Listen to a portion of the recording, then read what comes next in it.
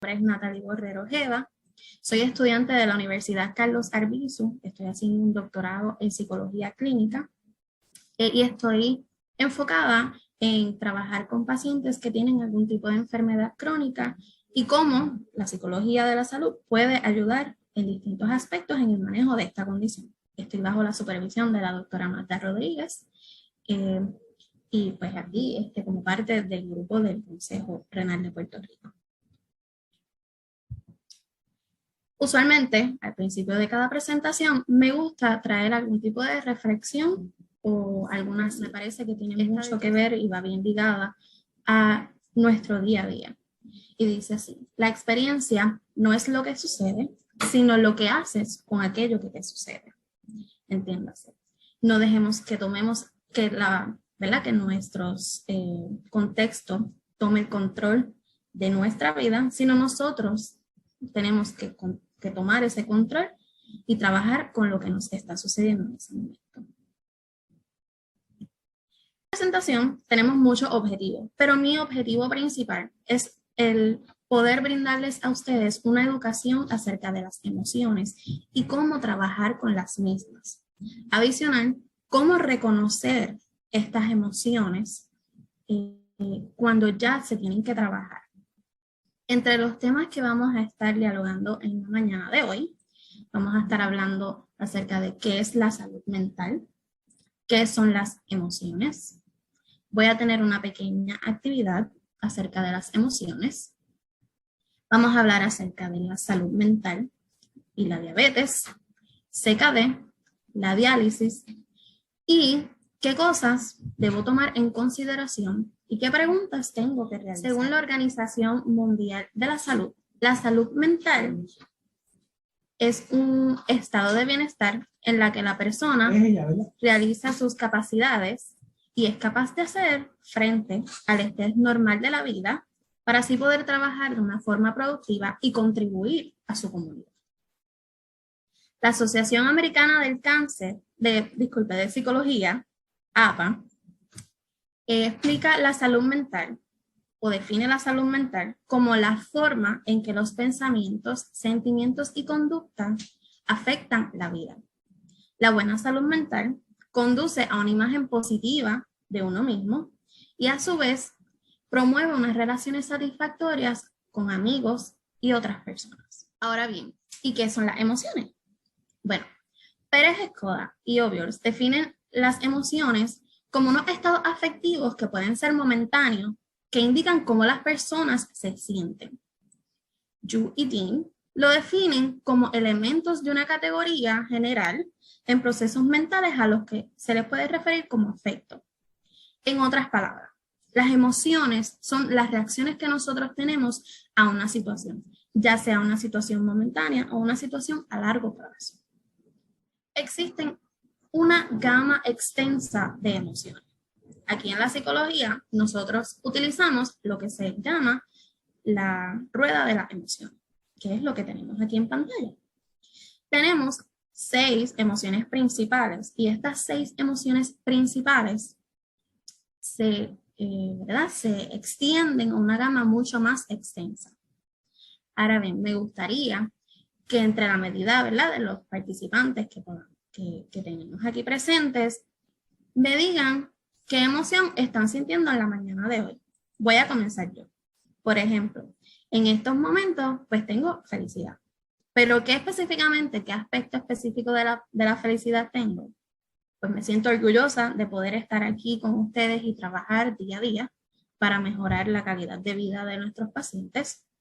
Y me siento optimista al poder estar educando, ¿verdad?, y trayendo un granito de arena con nosotros, ¿verdad?, para poder crear una educación y un apoyo cohesivo para nuestros pacientes. La diabetes puede traer como una secuela, unas consecuencias en nuestra salud mental.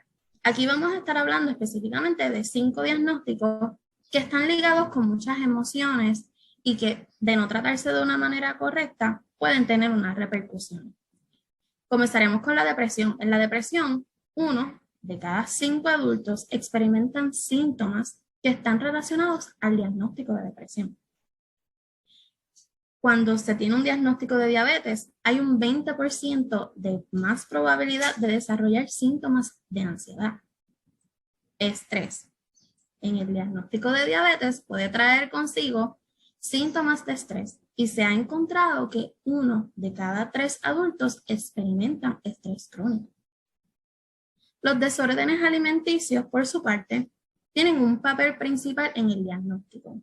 ¿Por qué? Porque la alimentación es parte céntrica de nuestro tratamiento. En unos estudios se ha encontrado que el 51.8% de las féminas diagnosticadas con diabetes tipo 1 van a padecer o pueden desarrollar desórdenes alimenticios y un 48.1% de las adolescentes. A su vez, el tener un diagnóstico de diabetes puede aumentar la probabilidad de tener un diagnóstico de los diferentes tipos de demencia. Con esto quiero, ¿verdad?, que podamos entender que es completamente normal, pero que es bien importante trabajar con él. Ahora vamos a hablar un poquito más de cada tipo de diagnóstico y cómo nos puede afectar y cómo se puede trabajar. En la depresión. La depresión se ha encontrado que tiene un aumento en la durabilidad del diagnóstico, hasta un 92 semanas en un estadio de depresión, lo cual es bien diferente, ¿verdad?, a una depresión en una persona que no tiene un diagnóstico de diabetes. La depresión no trabajada puede transformar nuestros tipos de diabetes. Entiéndase, de prediabetes podemos pasar a diabetes tipo 1 y de diabetes tipo 1 a diabetes tipo 2. Esto siempre y cuando no se maneje de la manera adecuada. El aumento de síntomas puede causar un peor manejo glicémico, complicaciones, inconsistencia en el automonitoreo de la condición y un aumento en la inhabilidad funcional del paciente. La ansiedad. Bueno, la ansiedad se ha encontrado que aumenta con nuestro diagnóstico, ya que podemos entonces estar exacerbando nuestros miedos. Algo tan sencillo, bueno, no tan sencillo como el miedo a las agujas. Una persona que tiene un diagnóstico de diabetes tiene que estar en constante contacto con algún tipo de aguja. Esto puede traer como consecuencia un descenso en la calidad de vida de nuestro participante, que a su vez promueve ausencias en las citas médicas y trae una dificultad en el monitoreo de los síntomas y en la adherencia al tratamiento. El estrés. El estrés que nosotros todos los días, específicamente las personas que estamos en el área metropolitana a las 8 de la mañana, lo tenemos bien elevadito. Pues imagínense, un estrés crónico, una persona que tiene un diagnóstico de diabetes. ¿Qué otros estresores podemos tener? Pues el tener que identificar nuevos servicios de salud puede traer un aumento en el estrés. El tener que informar a la familia esta nueva realidad, este nuevo diagnóstico. Los gastos económicos a los que tenemos que incurrir pueden también traer una consecuencia de un aumento en el estrés. Esto puede promover un control glucémico inadecuado y también las barreras que impiden un manejo adecuado del control de los niveles del azúcar pueden promover el estrés. Los desórdenes alimenticios. Como hablé un poquito anteriormente, la alimentación se vuelve un aspecto céntrico de nuestro día a día y a veces tenemos que comer hasta en momentos donde no hay apetito. La alimentación promueve un aumento en la conciencia de las porciones. Entiéndase, tenemos que estar bien pendientes en cuánto arroz puedo comer en el día de hoy, cuánto de carne, cuánto fósforo, cuánta proteína, etc. Esto a su vez puede crear una relación idiopática con la comida y traer comportamientos maladaptativos alimentarios.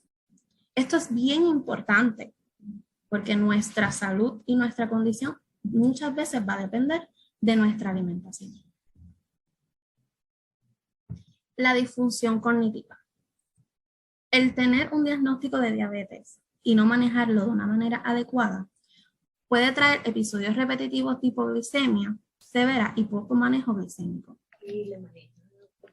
También puede traer complicaciones microvasculares, cambios en el procesamiento de información, en la memoria, funciones ejecutivas y rapidez, cambios en los procesos de pensamiento y en las disfunciones en movimientos de motor fino. Ahora, ustedes dirán, Natalie, ¿y por qué tú estás hablando tanto de la diabetes? ¿Qué rayos tiene que ver la diabetes con un paciente renal? Pues tiene mucho que ver. Las emociones, cuando no son manejadas de una forma adecuada, pueden crear o pueden promover un aspecto, ¿verdad?, un poco más complejo y complicado al manejo de nuestro diagnóstico. Emociones como el enojo. El enojo puede ser a raíz de tener muchas preguntas, pero puede ser un paso a la aceptación de nuestra nueva realidad cuando se maneja de una manera adecuada. Para esto tenemos que poder identificar qué es lo que nos enoja. Y al poder identificarlo, vamos a trabajarlo de una manera adecuada. Es importante el poder discernir o diferenciar entre un enojo que me empodera versus un enojo que crea peligrosidad. En otras palabras, un enojo que empodera es aquel que promueve o que me da el coraje para yo luchar y trabajar con mi diagnóstico día a día. El que presenta peligrosidad es aquel que crea que la persona, o en este caso el paciente, no quiera trabajar con su diagnóstico. Tenemos también emociones de frustración. ¿Por qué? Debido a cambios repentinos de la noche a la mañana, tenemos que cambiar muchos aspectos de nuestra vida y de nuestro día a día. Vamos a tener muchas preguntas que no tienen respuesta y que probablemente nunca las vamos a conseguir. Y también por mucha desinformación. Vamos a tener o podemos tener tristeza, una tristeza ligada con mucho llanto, con mucha negación, desesperanza y hasta un desinterés en lo que antes nos traía placer. También tenemos miedo. Este miedo es específico a la incertidumbre, miedo a la muerte y a lo que puede suceder, y miedo a tener que trabajar con esta nueva realidad. Y por último, la sorpresa. Esta sorpresa puede deberse a una confusión por esas preguntas que no tienen respuesta y a la negación. La importancia y la relación entre la diabetes y un diagnóstico renal es bien correlativa. La diabetes, cuando es mal controlada, puede causar daño a los grupos de vasos sanguíneos en los riñones que filtran los desechos en nuestra sangre. Se ha encontrado que el 70% de los pacientes que tienen condición renal tienen un historial con diabetes. Es por eso que les traigo a ustedes la información tan importante de cómo comenzar a trabajar con la diabetes. En el 2020 o en el 2020 se estimó que el 15.8% de los adultos en la población puertorriqueña viven con diabetes. En otras palabras, aproximadamente 2 de cada 13 adultos tiene diabetes en Puerto Rico. Al compararnos con Estados Unidos, para el 2020, Puerto Rico tiene una prevalencia de un 13.3%, mientras que Estados Unidos tiene un 10.6%. Ahora, yo quisiera que se imaginen el tamaño de nuestra isla comparado con Estados Unidos. Créanme, es mucho diagnóstico. Son muchas las personas. Los números parecen pequeños, pero no lo es. Ahora vamos a hablar un poquito acerca de la salud mental y el CKD o en la condición renal crónica. Un informe estadístico del Consejo Renal de Puerto Rico ha encontrado que la diabetes es la causa primordial para los pacientes que desarrollan fallo renal y que requieren un tratamiento de diálisis. Es la tercera causa de muertes en Puerto Rico, con un número aproximado de 3.145 muertes. Esto fue para el año 2015. De igual forma, para el 2015, la población de pacientes renales en Puerto Rico ha aumentado y se prevé que el porciento fue de un 71% entre los años del 2001 al 2015. En otras palabras, los casos aumentaron un 71% en 14 años. En el 2015, la incidencia de casos de la enfermedad renal aumentó en un 28.2% y la tasa de mortalidad aumentó al 17.3%. La prevalencia en la enfermedad renal crónica sigue en aumento. Se estimó que para el 2020 las personas en los 30 años tendrían un diagnóstico más aproximado en el 14.4% y un 16.7% de la población tendría o tendrá, ¿verdad?, alguna condición renal para el 2030 o el 2030. El costo promedio, ¿verdad?, de un tratamiento de diálisis o para los pacientes renales puede costar desde $75,000 a $90,000 al año. Y esto sabemos que también se espera que incremente con la inflación económica a la que nos estamos enfrentando en estos años. En Puerto Rico, la población renal va en aumento, como ya hemos hablado, lo que hace que aproximadamente 6,000 pacientes reciban tratamiento de diálisis varias veces a la semana. La enfermedad renal inicialmente se desarrolla más en los hombres que en las mujeres, un promedio de 14% y 12% respectivamente. Ahora, ¿cuáles son esos factores de riesgo que podemos tener nosotros para padecer o desarrollar una enfermedad renal? La edad avanzada, presión alta, enfermedades hepáticas, enfermedad arterial periférica, la diabetes y enfermedades renales en general.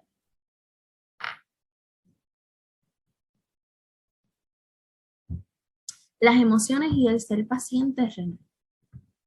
Se ha encontrado una prevalencia en estar triste en pacientes de un 54.5%, esto según un estudio de Moya Ruiz en el 2017, y los pacientes presentaron estar nervioso en un porciento de 59.1%. Teniendo en cuenta la relación que existe entre las emociones, en este caso tristeza y nerviosismo, hay cierto grado de asociación en el poder desarrollar depresión y ansiedad. La relación entre estas emociones es positiva, entiéndase. Mientras más ansiedad, más tristeza, o mientras más tristeza, más depresión, mientras más nerviosismo, más ansiedad. Eso quiere decir que mientras más aumenta una, la probabilidad de desarrollar otra va en aumento a su vez. El 66.7% de los participantes presenta alguna alteración emocional en algún momento de su condición.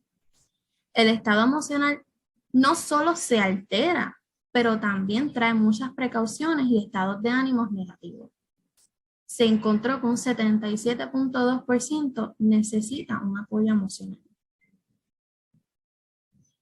En un estudio realizado por González Nieves en el 2011, se comprobó que los pacientes en enfermedad renal crónica en estadios, ya sea 3, 4 o 5, tienen unas manifestaciones patológicas de lo que es la ansiedad, la depresión, ira y frustración, emociones que curiosamente ya dialogamos cuando estábamos hablando del tema de diabetes.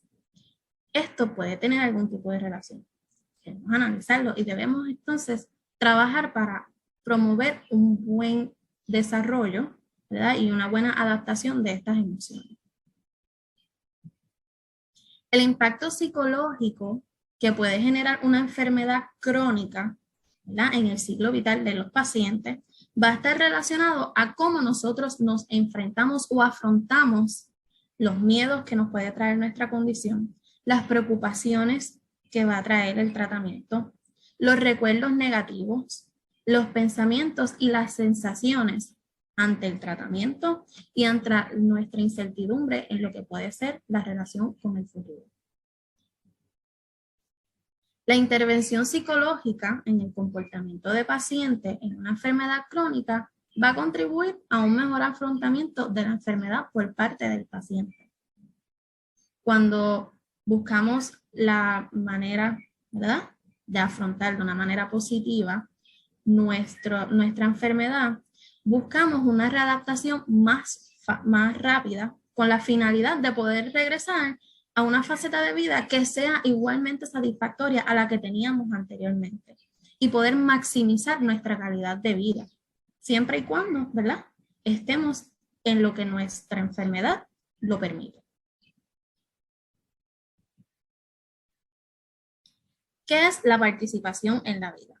Uno de los estudios realizados por Kidney International buscaba poder identificar qué es lo que el paciente desea.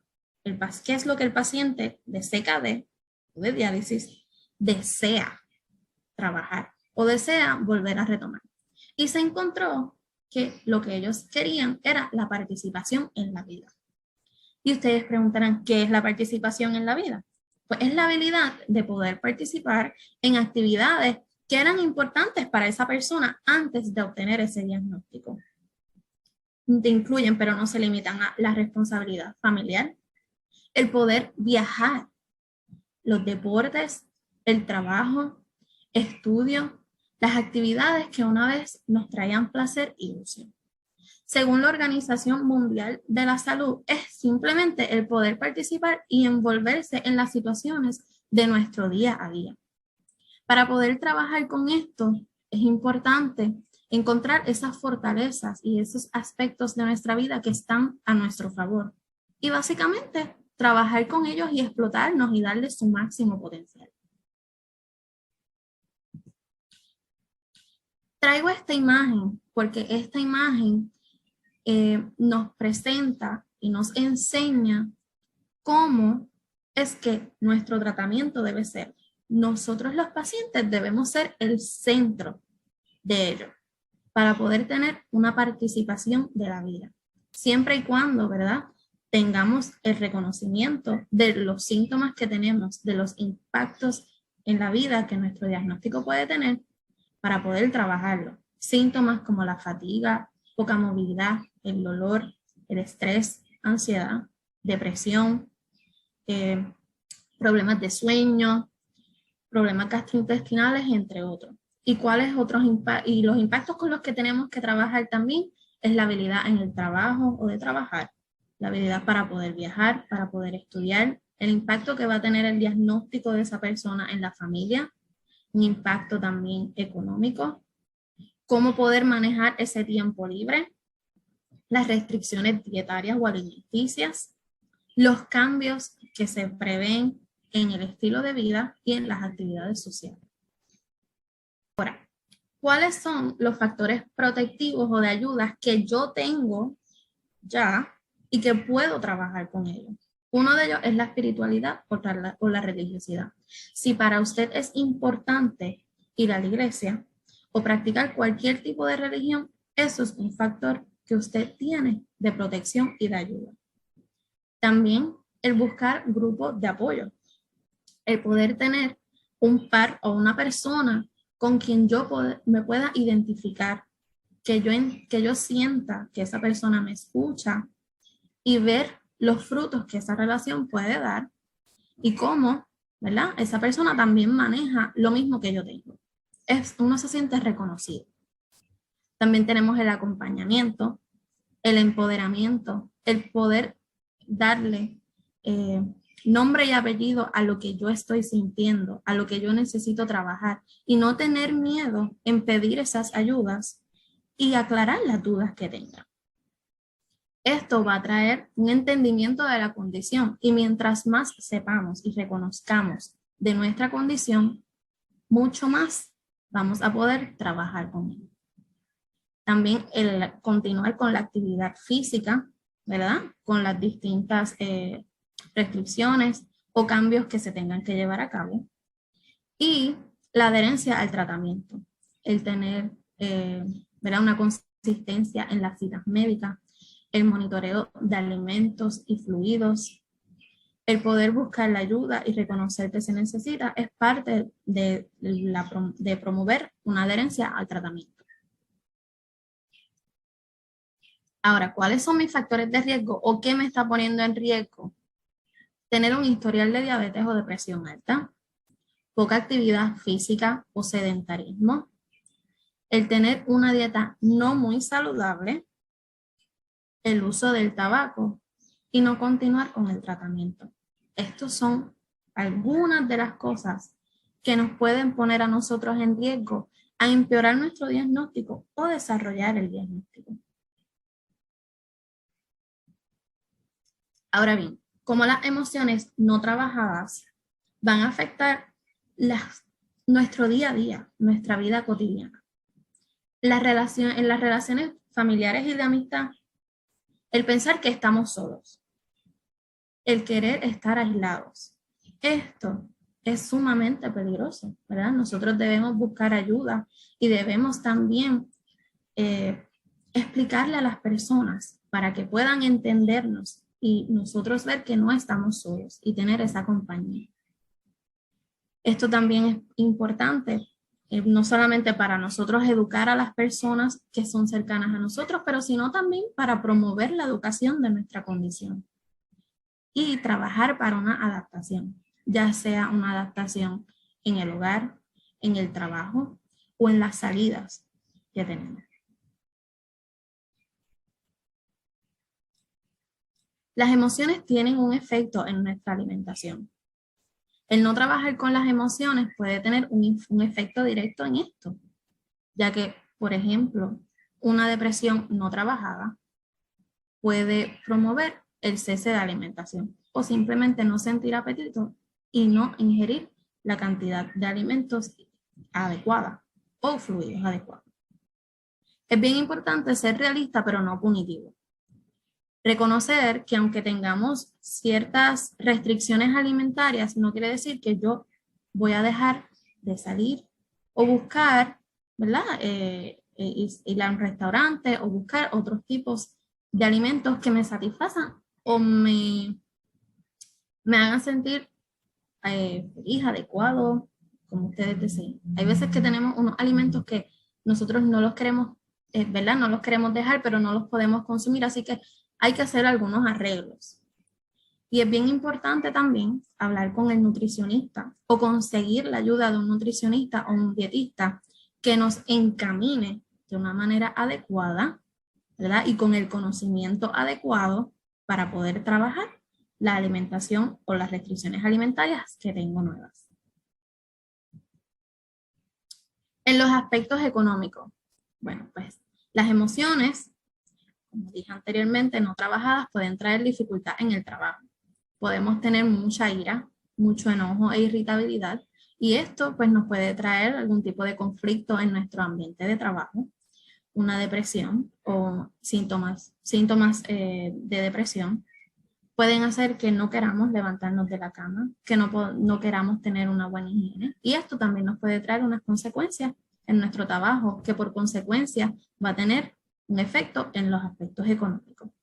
También tenemos gastos innecesarios, como las compulsiones o cuando los impulsos no son manejados de manera adecuada. Como muchas veces, nosotras, ¿verdad? Tengo unas compañeras aquí, que a veces queremos ir a Marshalls y vamos a Marshall y decimos no voy a comprar nada y terminamos con un carrito de $300 fácilmente. Eso es un impulso no manejado.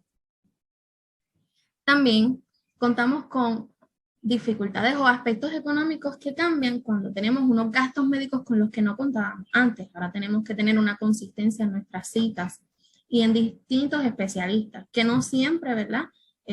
Visitamos o que no necesariamente los cubre nuestro plan médico si es que tenemos un plan médico. También los gastos a los que tenemos que incurrir por tener un equipo médico. Sí, las emociones pueden tener unas disrupciones en el sueño. Pueden traer insomnio, hiperinsomnio, pesadillas y muchas otras repercusiones en nuestro sueño. Y tengo que recalcar la importancia, ¿verdad?, de descansar para poder trabajar no solamente el día a día, sino nuestros síntomas que van de la mano con nuestra condición. La fatiga, el cansancio, el enojo, la alimentación, todo está ligado. Siempre recuerden que es como una ruedita. Si uno se afecta, los demás se van a ver afectados.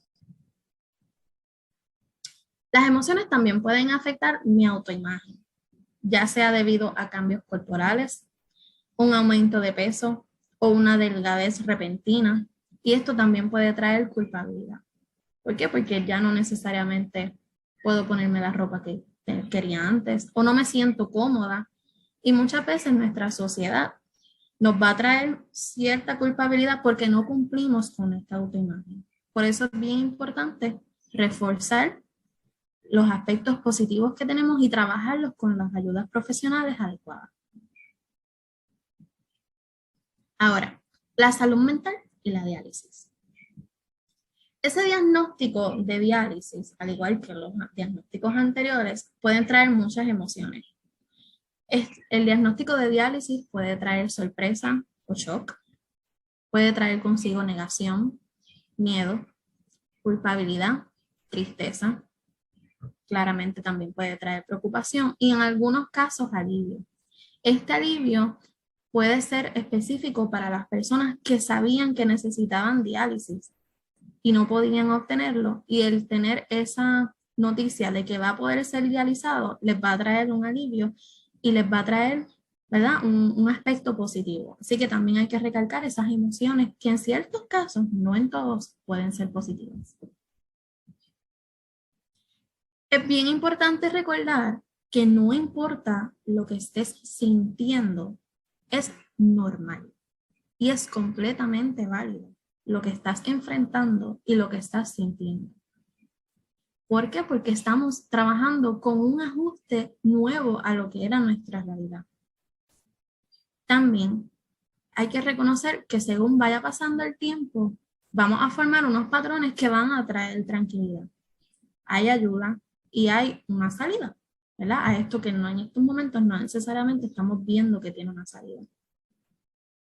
Hay pasos que podemos tomar para manejar nuestro estrés, la ansiedad, no solamente cuando nos dan ese diagnóstico, sino durante y luego de nuestro proceso de diálisis. Algunas de las cosas que puedo hacer para manejar mis emociones son mantener actividades que brinden placer a mi día a día. No hay por qué dejar, ¿verdad?, estas actividades que en cierto modo nos traen aspectos positivos a nuestra vida. Si hay que hacerle algunos cambios, pues se hacen, se realizan. Tenemos, ¿verdad?, la necesidad de buscar la ayuda para poder realizarlos, pues entonces procedemos a buscar esa ayuda. Es bien importante también la autoeducación. La autoeducación nos va a ayudar a poder entender lo que estamos sintiendo y cómo podemos manejarlo. Ahora bien, no es verdad que nos sentemos en la computadora y creamos todo lo que Google nos dice o que todo lo que el Internet nos dice. Es bien importante que se busque la educación correcta de las páginas correctas con la ayuda correcta. Por tercero, es bien importante el mantenerse conectado con la red de apoyo. Muchas veces se nos hace bien difícil identificar esas personas que son nuestra red de apoyo. Así que yo en estos momentos los invito a que procedan a identificar esas personas con las que ustedes puedan contar o entiendan que pueden contar para cualquier tipo de necesidad, desde lo más simple hasta lo más complejo.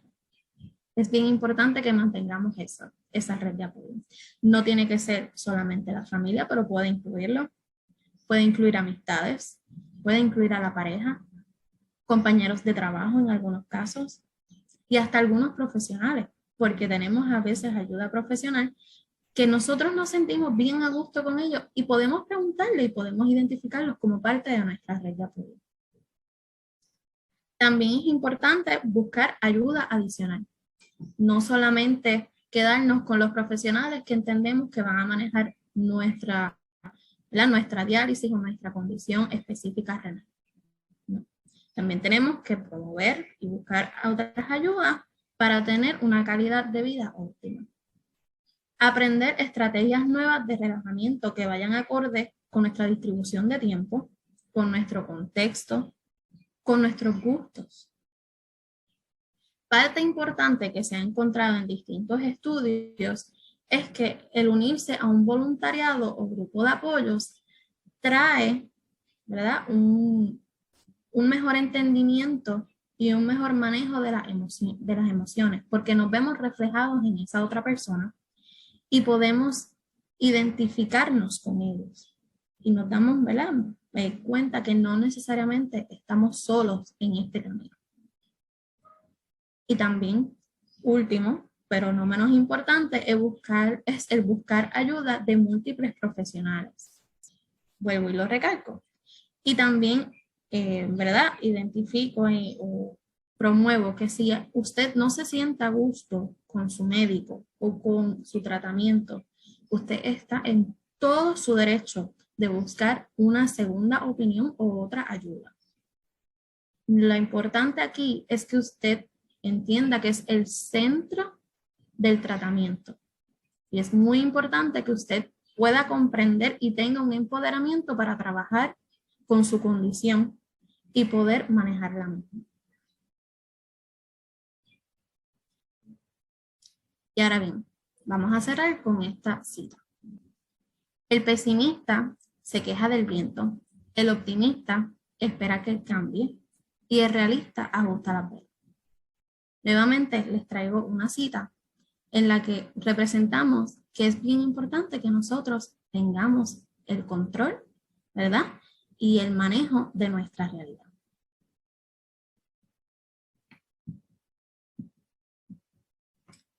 Muchísimas gracias, ha sido un placer estar aquí con ustedes en la mañana de hoy. Si tienen alguna pregunta, alguna duda, estamos aquí a su mayor disposición para contestarles. Los paso entonces ahora con mi supervisora, la doctora Magda. Muchas gracias, Natalie. Agradecida, ¿verdad?, de este tiempo y de la presentación. Agradecida también de las personas que se lograron conectar hoy. Se está grabando, así que asumo que luego lo pondrán o en el website o en la página en Facebook. Las emociones son un tema bien importante y con eso iniciamos esta serie de, ¿verdad?, de talleres educativos que se van a estar dando estos próximos meses hasta el mes de junio. Las emociones nos afectan completamente nuestro entorno y nuestra vida diaria. El ejemplo que yo siempre pongo de las emociones es que son como una bomba, ¿verdad? Que uno puede comenzar a llenar de aire y sigue entrando aire y sigue llenando de aire, pero va a llegar un punto en que la bomba no va a aguantar más y va a explotar. Así que es lo mismo que nos pasa a nosotros cuando quizás a lo mejor nos estamos sintiendo tristes, nos estamos sintiendo ansiosos o tenemos ¿verdad?, esas emociones que realmente nos están afectando y lo que hacemos es que eso no es importante, tengo otras cosas más importantes que manejar y entonces pues las dejo para después. La salud mental no es importante, eso es bobería, ¿verdad? Porque son palabras que hemos escuchado durante muchos años. Así que el tener espacios así de poder hablar sobre lo que es la importancia de la salud mental en manejando condiciones crónicas es sumamente importante. Y, ¿verdad?, nosotros en Puerto Rico particularmente venimos desde el 2017 enfrentando diferentes tipos de situaciones.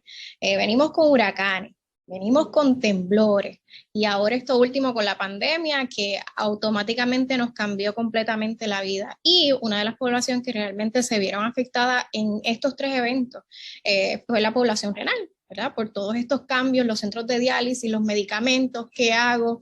Algo que siempre le pregunto a los pacientes es, ¿ustedes tienen un plan de acción, de emergencia en eso, ¿verdad?, para llevar a cabo en esos momentos? Es bien importante la comunicación clara completamente con todos los profesionales de la salud que están a cargo de ¿verdad?, de su condición y de su salud.